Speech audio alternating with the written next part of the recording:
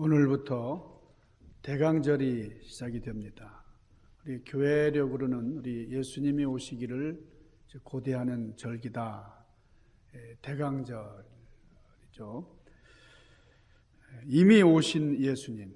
그래서 우리가 크리스마스를 지키는 것이죠. 또 다시 오실 예수님.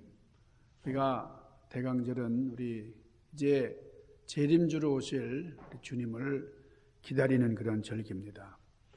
예수님이 오실 것을 예언했던, 예수님이 오실 것을 이야기했던, 그리고 이 마태는 마태복음에 보면 이 마태가 또 예수님을 소개를 하는데 아브라함과 다윗의 자손 예수 그리스도의 세계라 그랬습니다.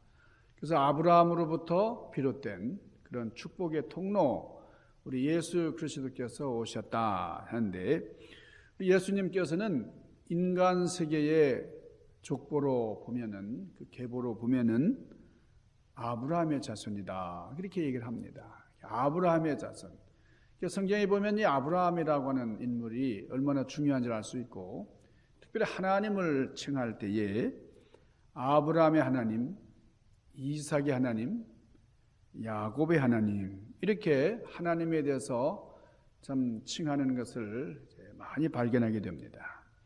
아브라함의 하나님, 이삭의 하나님, 야곱의 하나님 많은 사람이 성경에 나옵니다. 여러 가정이 성경에 등장하지만 특별히 하나님께서는 아브라함의 하나님, 이삭의 하나님, 야곱의 하나님이다 하는 거예요. 출애굽기 3장 15절 말씀 이렇게 얘기합니다. 너희 조상의 하나님 여호와 곧 아브라함의 하나님, 이삭의 하나님, 야곱의 하나님이 나를 너희에게 보내셨다 하라. 이는 나의 영원한 이름이요 대대로 기억할 나의 칭혼이라. 대대로 기억할 하나님의 이름인데 그 앞에 아브라함의 하나님, 이삭의 하나님, 야곱의 하나님이다. 그렇게 말씀을 해요. 또 출애굽기 3장 16절에도 그들에게 이르기를 여호와 너희 조상의 하나님 곧 아브라함과 이삭과 야곱의 하나님이 나에게 나타나 이르시되 내가 너희를 돌보아 너희가 애굽에서 당한 일을 확실히 보았노라. 이게 성경 곳곳에 아브라함의 하나님, 이삭의 하나님, 야곱의 하나님 이렇게 말씀을 해요. 또 신약에도 보면 사도행전 3장 13절에 이렇게 말씀을 합니다. 아브라함과 이삭과 야곱의 하나님 곧 우리 조상의 하나님이 그의 종 예수를 영화롭게 하셨느니라 이렇게 말씀합니다. 이게 베드로 사도가 설교를 하는 그런 내용인데 베드로 사도가 하나님을 칭하기를 아브라함과 이삭과 다윗 하나님이다 이렇게 얘기를 하는 거예요. 그냥 하나님이라고도 되잖아요. 그냥 하나님이라고 해도 잘 알아들을 텐데 베드로는 우리가 믿는 하나님은 아브라함이 하나님이고 이삭의 하나님이고 야곱의 하나님이시다. 곧 우리 조상의 하나님 이렇게 얘기를 했습니다. 그러니까 아브라함을 부르셔서 하나님을 알게 하시고 하나님을 믿게 하시고 그리고 아브라함을 통해서 받는 그런 복의 역사. 그래서 아브라함을 복의 근원이라 복의 근원으로 삼아 주셨는데 그 아브라함이 받은 복을 아브라함에게서 끝나는 게 아니라 이삭에게 계승시켜 주시고 또 이삭의 아들 야곱에게 주셨어요. 그리고 야곱의 12아들 그 12지파를 만들어 주시고 이스라엘이라고 하는 그런 나라를 세우게 하셨어요.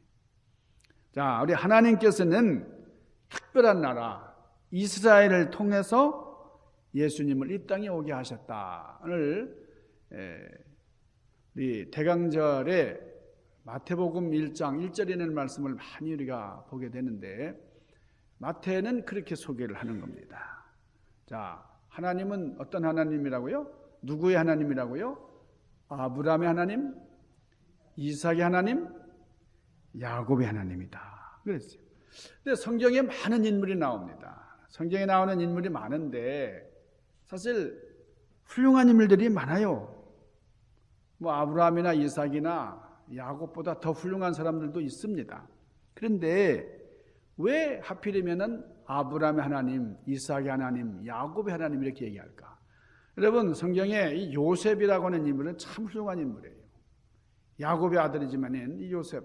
그러니까 요셉의 하나님, 이 야곱의 하나님 대신에 요셉의 하나님이라고 해도 될 것 같은데, 아브라함을 빼고 요셉의 하나님이라고 해도 될 것 같은데, 요셉의 하나님이라고는 수식어는 붙이지 않습니다.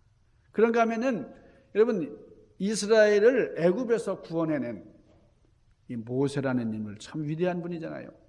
그런데 모세의 하나님이라고 하지 않고 아브라함의 하나님, 이삭의 하나님, 야곱의 하나님이라고 하는 이유가 어디 있을까? 오늘 그것을 한번 생각을 해보려고 해요. 여러분, 다윗도 훌륭한 사람입니다. 하나님께서 다윗을 참 칭찬하셨어요. 내가 또 이새의 아들 다윗을 만나니 그는 내 마음에 합한 자다 그랬어요. 그러니까 다윗을 만나니까 하나님께서 너무 마음이 흡족하셔가지고 내 마음에 합한 자다 그렇게 말씀을 하셨지만은 다윗의 하나님이라고 하지 않고 아브라함의 하나님, 이삭의 하나님, 야곱의 하나님이라 하셨다. 그 이유가 뭘까요? 여러분, 이렇게 3대에 걸쳐서 한꺼번에 나오는 이름이 많지가 않습니다. 한 사람의 이름이 아니고 3대, 할아버지 아브라함, 그 다음에 이삭, 그리고 손주 야곱, 이렇게 3대에 걸쳐서 이름이 나오고 그 하나님이다고요.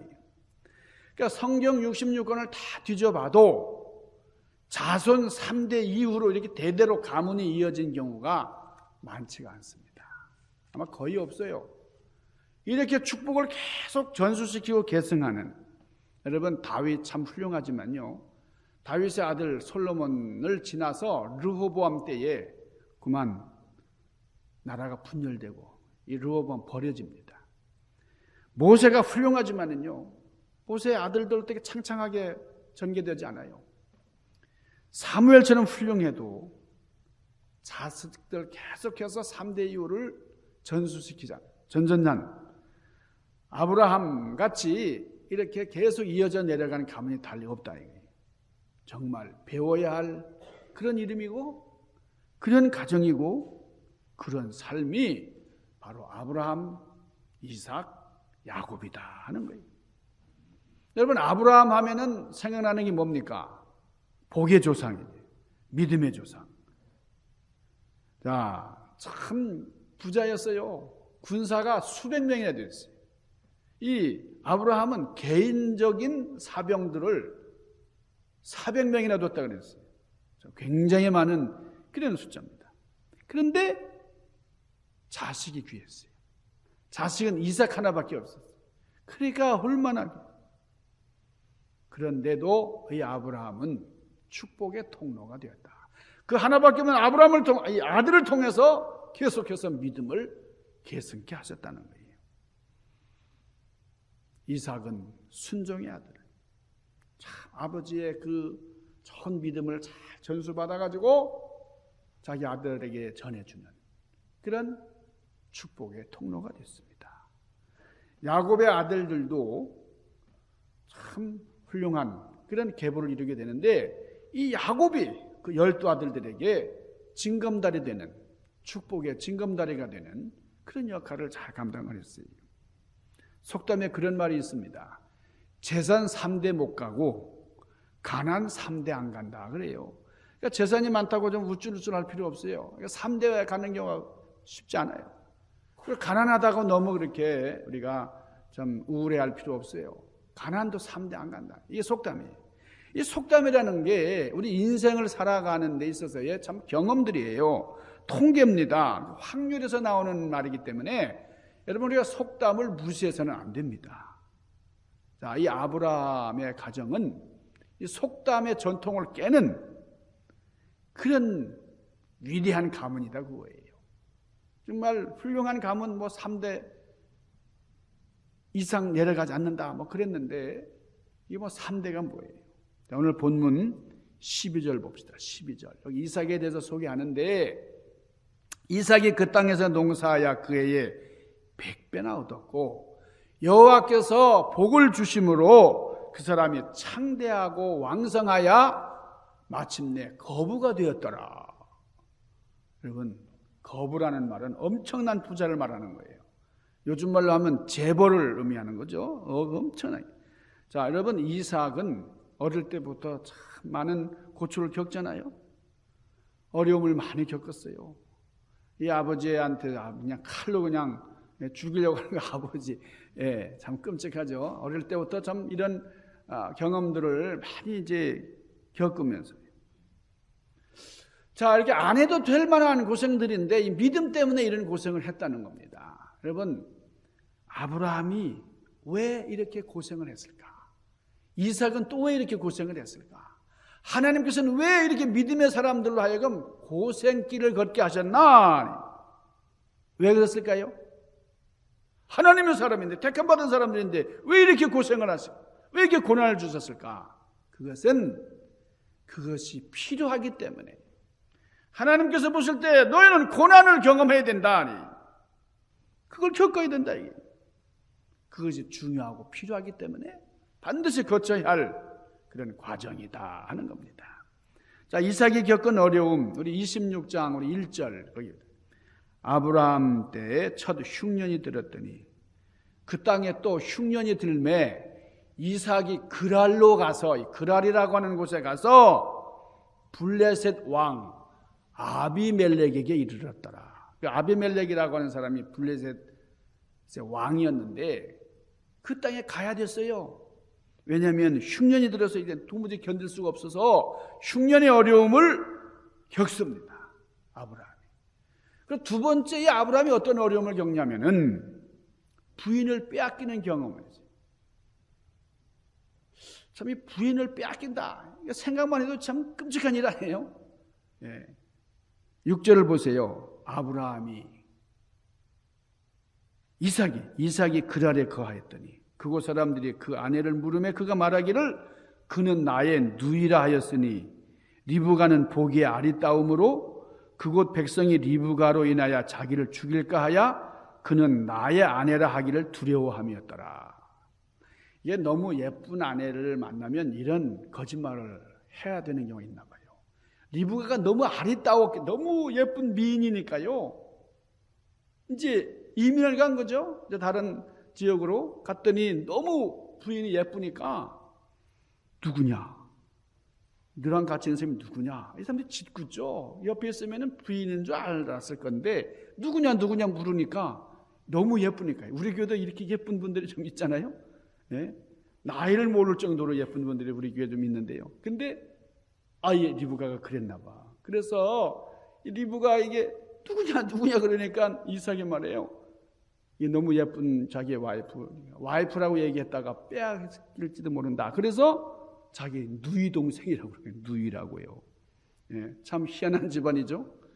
그 옛날에 아브라함도 이렇게 거짓말했어요. 아브라함은 그때도 흉년을 피해가지고 이집트로 내려갔을 때에 그때의 애굽 왕이 누구냐? 네 옆에 있는 그 여자 누구냐 그러니까 내 누이라고 또 그래. 누이라고. 그때 아브라함의 아내 사라는 진짜 누이였죠. 그래서 이제 옛날에는 같은 친족끼리 결혼을 하니까 그 누이 동생이라고 거짓말을 했는데 결국 그래가지고 왕이 그 부인을 침실로 들이라 했는지 하여간 왕궁으로 이렇게 들이라 그랬어요. 뺏겼었어요. 자, 아버지가 거짓말을 했고 아들도 거짓말을 했고 참 희한한 집안이죠. 여러분, 이게 축복도 유전이 되지만은 거짓말하는 것도 유전이 된다. 마누라 빼앗기는 것도 유전된다는 거예요. 참 신기합니다.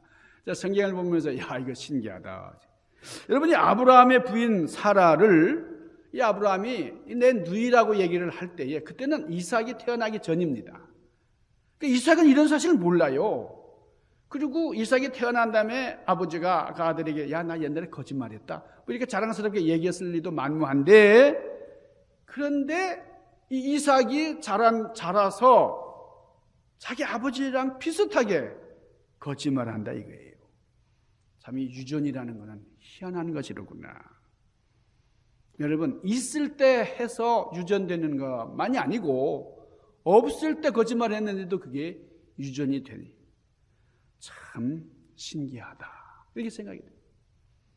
여러분, 이게 이렇게 어려운 과정을 아버지도 겪고 아들도 겪고, 그러니까 그런 것을 경험하고 그 위에 축복을 이뤄냈으니 참으로 귀한 거 아니냐, 이겁니다. 자, 두 번째, 하나님께서 복을 주실 때에 하나님께서는 그냥 그저 마구잡이로 이렇게 복을 주시는 게 아니다 하는 것을 알 수가 있어요. 지금 이삭에게 하나님께서 100배 축복을 해요. 100배. 근데 그냥 주어지는 게 아니라는 거예요. 여러분, 세상 말로 그런 말이 있잖아요.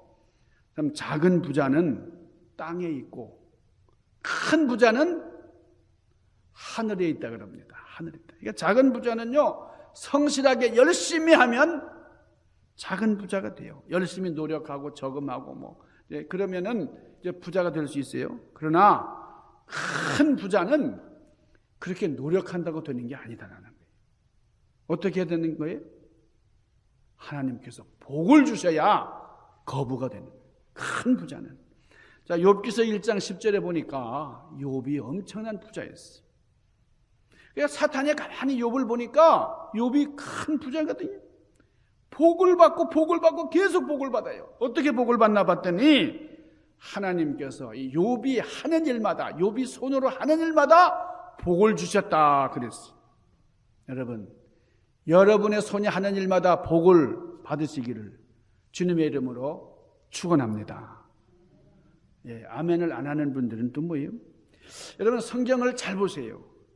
이삭이 그 땅에서 농사하야 그랬어요. 여러분, 이게 쉽지 않은 말입니다. 여러분, 지금 이 이삭은 농사를 지으면서 농사꾼의 아들로 태어나는 사람이 아니에요. 유목민이에요. 유목민. 근데 이 유목민이 지금 이민을 간 거죠. 이민을 가서 뭐 했다고요? 농사를 지었다. 그러니까 요즘 말로 하면 전업한 거예요. 내 전공과 상관없이 다른 일을 시작을 했는데, 업종을 바꿨는데 100배나 축복을 받아요. 100배나. 여러분, 제가 이것을 보면서 깨달은 진리는 업종의 문제가 아니고 하나님의 섭리의 문제다, 이걸 깨달았어요. 여러분, 하나님이 함께 하시느냐 아니냐가 참으로 중요합니다. 자, 세 번째, 이들이 받은 복은 끝까지 지켜주시는 복이에요. 여러분, 잘 생각해 보십시다. 지금 이 그랄에 거하는 이삭은 한마디로 말하면 객지 사람이에요. 나그네입니다. 그런데 하나님께서 복을 주시니 거부가 되었다. 엄청난 복을 받았어요. 그러니까 블레셋 사람들이 이게 정신이 그냥 혼미해지는 거예요. 아니, 외방에서 온 나그네가 저렇게 복을 받아요. 예? 그러니까 가만히 두겠어요? 당연히 시기하죠. 그래서 이 블레셋 사람들이 시기만 하는 정도가 아니라 그냥 몰수해 버리는 거예요. 여러분, 저 이북에는 그 아바이 동지가 금강산에 있는 걸 다 철수하러 가는 건 또 뭐예요, 이게? 그냥 시기만 하는 게 아니라 그냥 막 뺏어 버리는 거예요. 못 쓰게 하기도 합니다. 이 아비멜렉 왕이 이삭에게 떠나라는 거예요. 떠나라. 왜 떠나느냐? 네가 너무나 잘 되니까 못 보겠다, 이게요. 그래서 이삭이 그랄 골짜기에다가 장막을 치고 우거하면서 자기 아버지 때, 아브라함 때 팠던 우물을 다시 팠어요. 그때 물에 그냥 팍팍팍 솟구쳐 올라옵니다. 그러니까 이 사람들이 보니까 저 이방인이 우물을 팠는데 물이 그냥 막 솟구쳐 올라오거든요. 자기들은 그냥 그 깊이 파고 깊이 파도 전혀 물 한 방울 안 올라오는데 저 녀석은 그냥 파자마자 이렇게 물이 올라와요. 그러니까 달려들어서 그 우물을 뺏어버렸어요. 그래서 그 우물 이름을 에색이라고 이름을 붙였다. 에색이라는 말은 다퉜다는 거예요. 다퉜다. 다툼의 우물이다, 그런 뜻이죠. 그러니까 와서 달라니까 그냥 줘버려요, 그냥. 예? 그리고 또다시 우물을 팠더니 그냥 우물이 펑펑 쏟아져 나오는 거예요. 그러니까 또 싸움이 붙어요. 와서 뺏으려고 그러니까 그냥 줘버렸어요. 달라 그러면 주고, 뺏으려고 그러면 줘버리고. 그래서 그 우물 이름을 신나라고 이름을 지었는데 그 이름은 비난하다, 고소하다 그런 뜻이에요. 그러니까 이삭은 뺏기면 뺏긴 대로 그냥 물러나가지고 다시 다른 곳으로 가서 장막을 치고 그랬는데 이번에 또 우물을 팠는데 그 우물 이름은 르호봇이다. 이 르호봇이라는 말은 넓은 장소다 그 말이에요. 여러분, 우리가 여기서 배워야 할 것은 우리가 살아가는 동안에 많은 문제를 만나지만 우리 인생의 문제는 환경의 문제가 아니고 장소의 문제가 아니고 결국은 사람의 문제다라는 거예요. 이삭은 양보하고 끝없이 양보하는 삶을 살았어요. 이 양보한다는 게 끝난 게 아니고 하나님께서는 더 큰 것을 주셨다는 거예요. 하나님이 안 주시려고 하면은 아무리 가까이 와도 안 주시고 하나님이 주시려면 멀어도 주시는 거예요. 양보하는 마음 속에 숨어있는 복이 있습니다. 양보한다는 거. 여러분, 양보한다는 걸 다른 말로 뭐라 그래요? 그게 성숙한 겁니다. 성숙하지 않으면 양보하지 못해요. 아무나 하는 것이 양보가 아니에요. 양보는 성숙한 사람만 할 수 있는 거예요. 자, 그리고 이 이삭은 장수했어요. 아브라함도 그러하고 야곱도 장수했는데 특별히 아브라함이나 야곱보다도 이삭이 더 오래 살았어요. 아브라함은 175살까지 살았어요. 야곱은 107살에 죽었는데 그러나 양보하던 이삭은 몇 살까지 살았어요? 180세까지 살았어요. 여러분, 이 정도만 사세요. 여러분, 이게 주고 양보하는 삶이 장수의 원천이니 주고 베풀 수 있는 여러분들의 삶이 되시기를 주님의 이름으로 간절히 축원합니다. 네 번째는요, 이 축복은 과정이 있는 축복이에요. 과정. 여러분, 이 세상 속담에 서울로 가는데 뭐로 돌아가도 서울로만 가면 된다, 그런 속담이 있어요. 이게 뭐예요? 무조건 목적만 달성하면 된다는 거예요. 과정이 어떻든 간에 그냥 서울로만 가면 된다는 거예요. 그런데 하나님의 역사는 과정이 중요해요.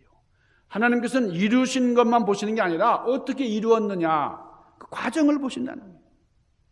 신명기 8장 16절에 보면 너의 열조도 알지 못하던 만나를 광야에서 너에게 먹이셨나니 이는 다 너를 낮추시며 겸손하게 하시며 네 힘으로 안 된다고 하는 것을 알게 하시며 하나님께서 도와주셔야 된다고 하는 사실을 알게 하시려고 그렇게 하나님께서 연단하셨다. 여러분, 그냥 얻으면은 귀한 줄 몰라요. 이번에 우리 집사람이 필라델피아 가가지고 손주랑 이렇게 지내는 걸 제가 이렇게 비디오로 매일 이렇게 봤는데, 이놈이 자기 아빠나 엄마한테 하는 거하고 전혀 달라요. 할머니가 아주 그냥 자기 밥으로 알아요. 아주 갖고 노는 거예요. 그냥 할머니가 귀여워가지고 막 어쩔 줄 몰라 하더라고요. 그러니까 너무 그냥 여러분, 과정이 참으로 필요하고 이런 어려운 과정을 통해서 올라야 귀한 줄 알아요.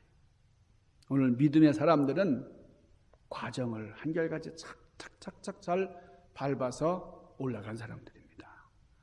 사랑하는 우리 중앙교회 성도 여러분, 예수님 오시기를 고대하는 이 대강절에 우리 여러분의 가문이 3대에 이르도록, 아니 자손 대대로 여러분으로 말미암은 그런 믿음의 역사가 큰 축복의 역사를 이루는, 그래서 여러분으로 말미암는 축복의 통로가 원활해지고 또 새로워지시기를 주님의 이름으로 간절히 축원합니다. 기도하십시다. 거룩하신 아버지 하나님, 주님 오시기를 소망하는 대강절을 맞습니다. 감사로 한 해의 마감을 하고 이제 새로운 절기로 저희를 접어들었습니다.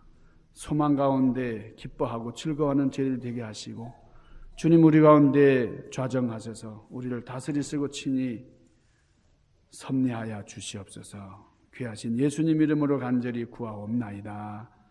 아멘.